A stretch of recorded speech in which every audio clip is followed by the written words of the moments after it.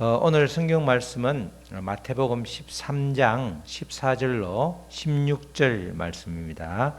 마태복음 13장 14절로 16절 신약 성경 21쪽에 있습니다.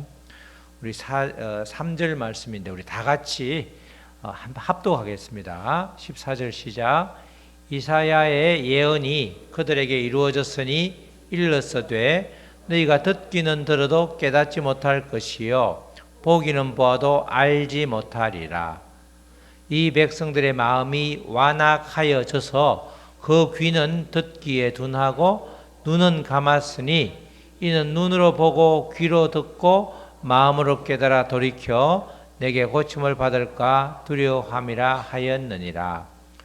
그러나 너희 눈은 봄으로 너희 귀는 들음으로 복이 있도다. 아멘. 우리 제목 다 같이 시작. 영적 감각을 회복하여 말씀을 이루라. 아멘. 말씀을 이루란 말은 나를 통하여 말씀이 이루어지도록 해라는 거죠. 말씀을 이루어지도록 하라. 말씀이 나를 통해서 이루어지는 것만큼 큰 복이 없죠. 말씀이 다 믿어진다는 뜻이니까 그렇게 아주 큰 복인 것입니다. 믿음의 사람이라면 누구라도 하나님 나라를 누리고 싶어 하죠. 그것도 지금 이 자리에서 하나님 나라를 누리는 게 가장 큰 복인 겁니다. 우리가 하나님 나라 천국을 누리는 게 우리가 죽어서 누리는 것이 아니라 지금 이 자리에서 누리는 게 굉장히 중요한 겁니다. 그래서 누림이 없다면 하나님 나라를 누리지 못하고 있다고 그러면 나의 신앙에 어디엔가 문제가 있다. 점검을 해야 되는 거죠.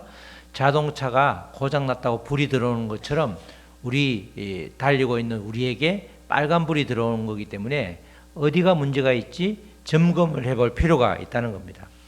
하나님을 누린다 이러면 말이 좀 추상적이죠. 근데 하나님을 누린다 이 말은 말씀이 내 안에 있어 이루어진다 그 말하고 같이 바꿔 쓸 수 있습니다.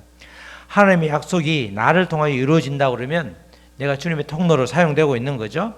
내가 주님의 통로로 사용되고 있으니까 주님의 통치가 나에게 임하는 것이 되고, 그걸 다른 말로 하면 나의 진짜 주인이 주님인 것이 되니까 결국은 하나님 나라를 누린다는 말은 말씀이 나를 통해서 이루어진다 이렇게 바꾸어 쓸 수 있는 것입니다.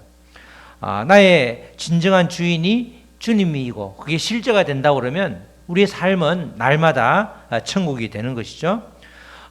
우리 예수님은 마태복음 13장에서 7가지 천국의 비유를 쭉 들어서 설명하고 있습니다. 제일 첫 번째 나오는 비유가 씨 뿌리는 비유죠. 씨를 뿌리는 것을 통해서 하나님 나라를 이해시키려고 하고 있죠. 농부가 씨를 뿌리는데 그 씨가 떨어지는 곳이 4가지죠. 4가지 장소인데 길가에 떨어지기도 하고 또는 이 돌짝밭이죠. 돌짝 아주 흙이 얇은 돌밭에 떨어지기도 하고 또는 가시떨기 위에 떨어지기도 하고 또는 좋은 땅에 떨어지기도 합니다. 오늘 13장에는 그 앞에 3가지를 그냥 이스라엘 백성들을 말하고 그 마음 상태를 말하고 뒤에 좋은 밭을 제자들을 말하는데 어쨌든 4가지가 전혀 다른 결과를 일으키게 되는 거죠. 동일한 씨인데 어디에 떨어지는 데 따라서 결과가 전혀 다른 그런 이야기를 해주고 있습니다. 이때 씨 뿌리는 비유에서 씨는 마태복음에서는 그렇게 안 나오지만 누가복음에는 씨가 무엇이라고 정확하게 나오죠. 누가복음 8장 11절 말씀입니다. 자, 시작. 이 비유는 이러하니라. 씨는 하나님의 말씀이요. 그죠? 말씀이랍니다. 이 씨가 하나님의 말씀이라는 또 중요한 구절이 나오는데 우리가 거듭나도록 하는 원동력이 바로 씨인데 말씀인데 우리 베드로전서 1장 23절에서는 이렇게 표현을 하고 있죠. 시작.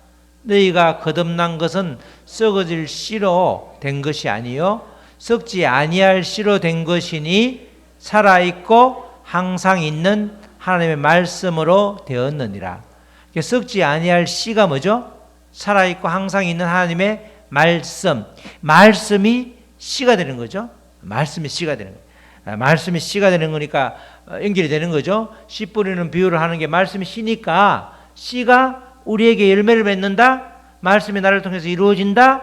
천국을 누린다. 그러니까 천국에 대한 비유의 첫 번째 씨 뿌리는 비유가 나오는 그런 이유를 설명할 수가 있는 것입니다. 그런데 이 씨 뿌리는 비유를 맨 처음에 씨를 4가지 장소에 뿌린다라고 말하고 그 다음에 뒤에 해설을 해주는데 그 중간에 오늘 본문이 들어가 있죠. 오늘 본문이 이 중간에 본문이 딱 끼어 있습니다. 씨 뿌리는 비유 중간에 왜 영적인 감각에 대한 말씀이 자리 잡고 있나? 결국 말씀의 씨가 심령에 잘 뿌려져서 열매를 맺어야 되는데 열매를 맺기까지 뭐가 있죠? 인내의 기간이죠. 인내. 바로 오늘 씨를 뿌리면 내일 열매를 맺는 게 아니고 오늘 씨를 뿌리면 한참 있다가 어떤 경우에는 뭐 기간이 길 수도 있고 대나무는 뭐 4, 5년 된다고 하더만요.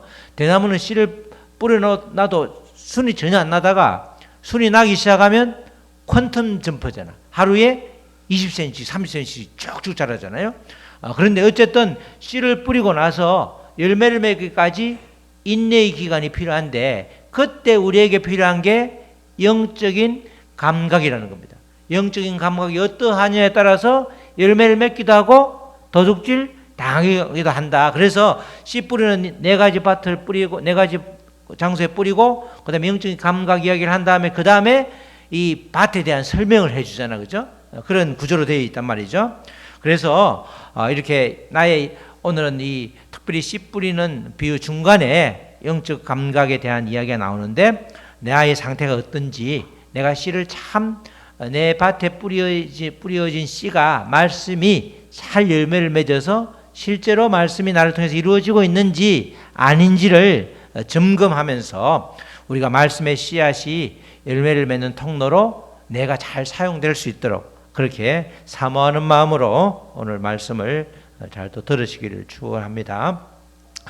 농부가 농사를 지을 때 제일 힘 빠지는 게 그렇죠. 열심히 씨를 뿌렸는데 싹이 안 나는 거죠. 열매는 둘째치고 싹이 안 나면 제대로 된 씨를 뿌렸으면 싹이 나야 되는데 싹이 안 나는 게 가장 첫 번째 문제인 것입니다. 씨가 썩어서 뭐 싹이 안 난다고 그러면 어쩔 수 없지만 대부분 다 농부가 뿌리는 씨앗은 제일 좋은 걸 하죠. 감자도 뿌릴 때 보면 감자도 심을 때 보면 제일 아주 모양이 제일 좋은 걸 이렇게 순을 가지고 이렇게 한 5등분 6등분 해가지고 뿌리더만요. 보니까 그렇게 뿌리는데 씨는 가장 좋은 걸 씨로 사용한단 말입니다. 그런데 그렇게 싹이 안 나면 아주 힘이 빠지고 또 싹이 난 다음에 그 다음에 이제 꽃이 피고 열매를 맺는 과정에서도 그렇게 농부들은 늘 노심초사하고 있는 거잖아요. 싹이 났다고 해서 다 열매를 맺는 게 아니니까 그 시간에 정말 기도하는 마음으로 정말 잘 되기를 바라는 마음으로 그렇게 쭉 기다리고 있는 겁니다. 순탄하지 않는 게 그렇게 어떨 때는 싹이 나서 싹이 나는 과정에서 가물어서 자라지 못하는 경우도 있고 또는 비는 잘 왔는데 갑자기 태풍이 불어서 사과 같은 거는 열매가 싹을 다 떨어져서 상품 가치가 없는 경우도 있고 또 아주 그런 과정도 없이 잘 되고 있는데 뭐가 까마귀나 새가 와서 톡톡 쪼아 먹으면 사과는 맛있게 빨갛게 익은 것만 그놈들이 골라서 찍어 먹잖아.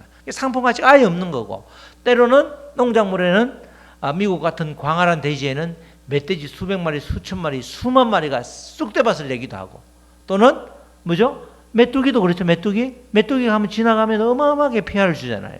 그렇게 하기도 수많은 그런 방해 요소들이 많이 있는 것입니다. 이것들은 이런 수많은 방해 요소들을 농부가 이렇게 통제할 수 있는 것도 있지만 때로는 농부가 자기가 손을 쓸 수 없는 게 훨씬 더 많은 거죠. 그러니까 농부는 늘 이 농사가 끝까지 잘 열매를 맺었으면 좋겠다 하는 그런 기도하는 마음으로 기다리고 인내하는 것밖에는 할 수 있는 게 없다는 겁니다. 이런 씨 뿌리는 원리, 이것은 말씀의 씨앗이 열매를 맺는 과정에도 그대로 적용되는 거죠. 이때는 특별히 말씀이 심어져서 열매를 맺는 과정에서 크게 영향을 미치는 게 오늘 여러 가지가 영향을 미치지만 그중에 특별히 영향을 미치는 게 영적인 감각이라는 겁니다. 영적인 감각이 둔하여지면 말씀의 씨앗이 열매를 맺지 못하게 된다는 겁니다. 말씀으로 우리가 말씀이 나를 통해서 이루어지는 천국을 누려야 되는데 영적인 감각이 둔하여지면 이 열매를 맺는데 굉장히 지장이 있다는 겁니다. 이 오늘 그 말씀이 이제 마태복음 13장 14절로 15절 말씀이죠. 14절 말씀, 15절 말씀. 이사야의 예언이 그들에게 이루어졌으니 일렀으되 너희가 듣기는 들어도 깨닫지 못할 것이요 보기는 보아도 알지 못하리라. 영적인 감각이 무뎌져서 영적인 눈이 열리지 않았다는 거죠. 이사야의 예언은 이사야 말씀 6장 9절로 10절 말씀을 이렇게 인용을 하고 있는 겁니다. 자, 15절 말씀에는 시작, 다 같이 읽겠습니다. 시작. 이 백성들의 마음이 완악하여져서 그 귀는 듣기에 둔하고 눈은 감았으니 이는 눈으로 보고 귀로 듣고 마음으로 깨달아 돌이켜 내게 고침을 받을까 두려워함이라 하였느니라. 이렇게 나오죠. 영적인 감각을 이야기하는데 영적인 감각으로, 감각은 뭐죠? 우리가 눈, 그죠? 시각, 청각, 그죠? 이게 미각, 후각, 촉각, 그런 게 감각이죠. 영적으로도 마찬가지로 영적인 감각이 둔화해지면 그 기능을 제대로 수행을 못하는 겁니다. 그러면서 15절에 보면 특별히 영적인 감각을 마비시키는, 제대로 수행하지 못하게 하는 이유를 세 가지 동사를 들고 있죠. 마음이 어떻게 해지고 완악하여지고, 또 귀는 둔해지고, 둔하고, 눈은 감고, 완악하여지다, 둔하다, 감다. 이 세 가지 동사를 통해서 영적인 감각이 제대로 기능을 못한다는 겁니다. 완악하여지다 이 말은 원어로 두껍게 하다, 살찌게 하다 이런 의미인데 영적으로 마음이 기름지기나 굳어져서 영적인 자극에 반응하지 못하는 영적 경화증 이렇게 말할 수 있는 거죠. 우리 아플 때 갑자기 피가 통하지 않는 걸 뭐라고 그래요? 동맥 경화증이라고 하잖아요. 그 핏줄이 두꺼워져 가지고 피가 돌지 못하면 거기서 스톱해버리면 우리 신체의 굉장히 큰 부분에 이상이 생기잖아요. 마찬가지로 영적인 경화증, 그 마음이 굳어지면, 마음이 살같이 부드러워야 되는데 굳어지면 말씀이 우리에게 열매를 맺을 수 없다는 거죠. 그렇게, 그래서 마음이 굳어지는 게 문제다. 지금 열매를 맺어야 되는데 말씀이 나한테, 말씀의 씨앗이 나한테 들어와서 열매를 맺는 과정이 필요한데, 그 인내의 시간이 필요한데, 그때 마음을 늘 살같이 부드럽게 해야 되는데 둔화해지면 영적인 경화증이 생기기 때문에 반응을 하지 못한다는 겁니다. 둔화해지다 이 말은 무겁다는 말인데, 귀가 둔화해지다, 귀가 무겁다, 귀구멍이 물리적으로 확 이렇게 막힌 것이 아니라 무관심하다는, 무관심, 의지적으로 무관심하다. 영적인 게으름 이런 걸 말하면서 영적인 청각장애가 일어난 상태를 귀가 둔하다. 아무리 말씀이 선포돼도 들리지가 않는 거죠. 들리지 못하니까 깨닫지 못하는 거고, 깨닫지 못하니까 실천하지 못하니까 말씀 따로 나 따로, 말씀 따로 삶 따로, 교회를 다녀도 전혀 교회를 다니는 건지 안 다니는 건지, 교회를 주일을 가는데 예수님을 전혀 만나지 못하니까 그냥 왔다리 갔다리 하고 그런 상황이 된다는 겁니다. 영적인 청각장애가 일어난다는 거죠.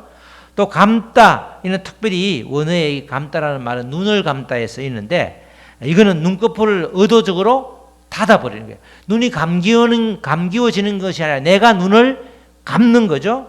능동적인 거부, 진리의 말씀을 거부하는 그 행위를 눈을 감다 이렇게 표현을 하고 있는 겁니다. 영적으로 마음에는 동맥경화증이 있고, 또 귀에는 청각장애가 있고, 또 자발적으로 진리를 거부하면 말씀이라는 씨앗이 열매를 맺으려고 해도 잘 맺을 수가 없다는 것입니다. 그래서 귀가 있어 듣기는 들어도 깨닫지 못하고, 눈이 있어 보기는 보아도 또 깨닫지 못하고, 마음이 둔하여져도 깨닫지 못하는 상태, 그런 영적인 감각이 굳어지고 마비되면 열매를 맺을 수 있다 없다? 없다. 말씀의 씨앗이, 그래서 우리는 말씀이 씨앗이라는 게 중요하죠. 우리가 말씀이 여기 있으니까 왜 안 됩니까? 이렇게 따질 것이 아니라 말씀의 씨앗이 내게 떨어져서 열매를 맺기까지 영적인 감각이 활짝 열려 있어야 된다는 겁니다. 그래서 우리가 기도할 때 때로는 우리가 영적인 감각을 위해서 예수 그리스도의 이름을 명할 때에 영적인 감각을 막고 있는 이 악한 세력은 떠나가라고 기도를 해야 되는 거예요. 그럼 영적인 감각이 활짝 열리면 성령의 기름 부음도 계속해서 들어오게 되고 말씀을 들으면서 아멘, 내 옆에 있는 우리 남편, 우리 아내가 드려야 될 말씀이 아니라 나를 위해서, 보통 때는 그렇게 많이 읽어도 깨닫지 못했는데 이게 나를 그토록 하나님이 나를 향해서 주신 말씀이구나 깨닫게 되는 거죠. 뭐 할 때? 영적인 감각이 정상일 때, 활짝 열릴 때, 전혀 지장이 없어요. 방해를 받지 않을 때 그런 일이 일어난다는 것입니다. 이 말씀의 씨앗이 제대로 열매를 맺게 되면 그것이 바로 말씀의 통로가 되는 것이고, 이 예수님께서 겉으로 외치는 씨 뿌리는 비유를 통해서 천국, 하나님의 나라를 누리게 된다는 겁니다. 이에 반해서 이 감각이, 지금은 14절, 15절은 감각이 이상이 있는 사람이고, 이 제자를 향해서 감각이 살아있으면 어떻게 되느냐? 그게 16절 말씀이죠. 시작. 그러나 너희 눈은 봄으로 너희 귀는 들음으로 복이 있도다.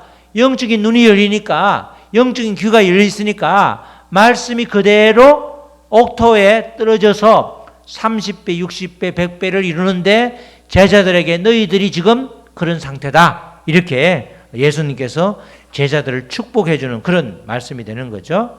영적인 감각이 살아있으면 하나님의 뜻이 잘 분별되고 또 하나님의 뜻대로 삶을 살아가니까 우리의 삶이 정말 거룩하고 행복해질 수밖에 없다는 것입니다. 영적인 감각이 활짝 열려야 말씀의 씨앗이 열매를 맺는, 즉 말씀이 이루어지는 통로로 사용이 되는 것입니다. 그러므로 영적인 감각이 활성화되지 못하도록 방해하는 것들이 있다 그러면 늘 우리는 쫓아내야 되는 거죠. 영적인 감각이라는 것은 사실은 하나님이 주신 선물이죠. 영적인 감각은 예수님께서 몸을 입고 오신 성육신 사건을 통해서 하나님께서 우리에게 감각 세계로 들어와 주셔서 가능해진 그런 선물이 되는 겁니다. 우리가 스스로 만들어내는 능력이 아니라 하나님께서 우리에게 주신 선물이 영적인 바로 감각이라는 거죠. 우리에게 하나님께서 이 예수님이 오신 다음에 십자가 못 박히고 올라간 다음에 성령을 우리 안에 주셨잖아요. 성령이 내 안에 계시니까 성령이 깨어있으면, 성령이 깨닫게, 성령이 마음껏 일할 수 있도록 내어드리면 그게 바로 성령 충만이고 영적으로 충만하니까 감각이 활짝 열려 있게 된다는 것입니다. 영적인 감각이 선물이기 때문에 우리가 늘 잘 선물을 받았으면 잘 유지해야 되는 거죠. 함부로 취급하는 것이 아니라 우리가 선물을 주면 때로는 귀한 사람, 아주 그냥 높은 사람이 옛날에 선물을 주면 그저 보기만 보잖아, 그죠?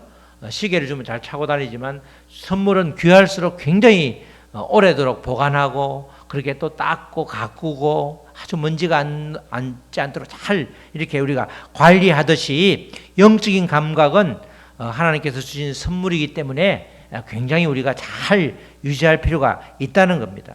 마음이 비대해지지 않도록, 즉 세상의 염려와 재물의 유혹으로 감각이 마비되지 않도록 깨어 있어야 하고 늘 주님을 향해서 깨끗하고 순결한 마음의 상태를 유지하는 것이 정말 중요하다는 겁니다.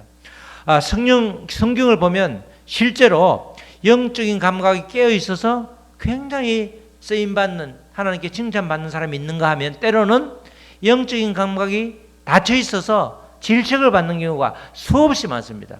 제가 신구약 찾아보니까 말로 할 수 없을 정도로 많이 있죠. 어떤 경우에는 또 동일한 사람인데 회심 전과 회심 후가 전혀 다른 사람이 있죠. 대표적인 사람이 누구죠? 바울이잖아요.